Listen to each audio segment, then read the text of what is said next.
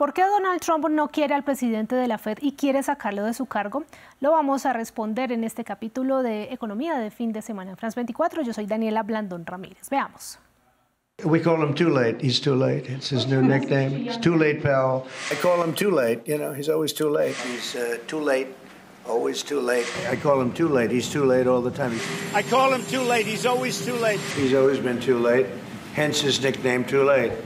Mr. Too Late o demasiado tarde, Powell. Ese es el apodo del presidente de Estados Unidos, a Jerome Powell, el actual presidente de la Reserva Federal o el Banco Central.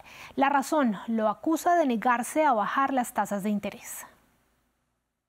Para hacerse a una idea de lo que está exigiendo el presidente estadounidense, hay que ver que la Reserva Federal mantuvo esta semana en un rango de entre el 4,25 y el 4,5% anual su tasa de referencia, que es con la que interactúa con el sistema financiero y que al final termina traduciéndose indirectamente en el resto de la economía.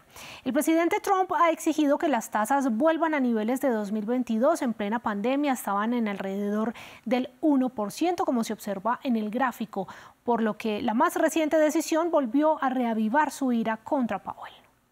La Junta de Gobernadores de la Reserva Federal tiene 7 miembros nominados por el presidente y confirmados por el Senado. Jerome Powell es el presidente de la Fed hasta mayo de 2026, pero también preside el comité que se encarga de definir, entre otros, sobre las tasas de interés.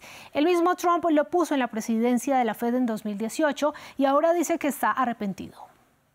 Lo tenemos ahí y fue un error que lo pusiera en el cargo. Luego Biden lo extendió y solo lo hizo porque sabía que yo no lo soportaba. Y eso resultó ser perjudicial para Biden. Aunque bajó los tipos de interés justo antes de las elecciones, no les funcionó muy bien, pero los bajó justo antes de las elecciones. Es un político de pacotilla, no es muy bueno. No lo es. No es una persona inteligente. La pregunta que muchos se hacen es si efectivamente Trump puede despedir a Powell. Esto no tiene precedentes en la historia de Estados Unidos y lo cierto es que no está muy claro si tiene la autoridad para hacerlo, por lo que un caso así seguramente llegaría a los tribunales. Consultamos con Sergio Campo Díaz, profesor adjunto de Economía en la Universidad de Western en Ontario, y esto nos dijo.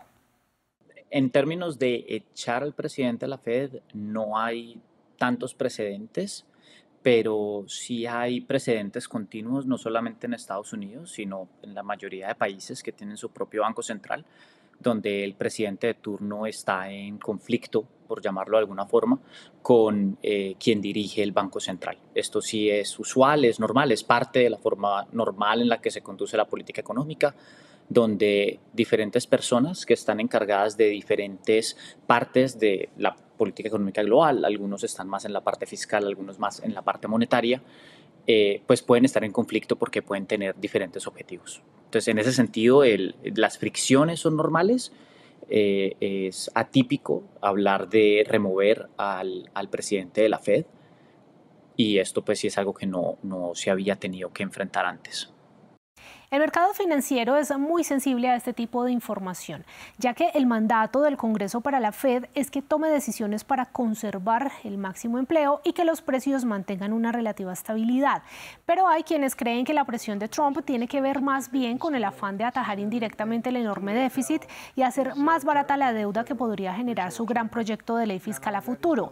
Si el presidente lograra la salida de Powell, se adentraría en un terreno legal inexplorado al poner a prueba la independencia histórica de la Fed. El mercado ha actuado de forma bastante inmediata. Yo resaltaría dos cosas.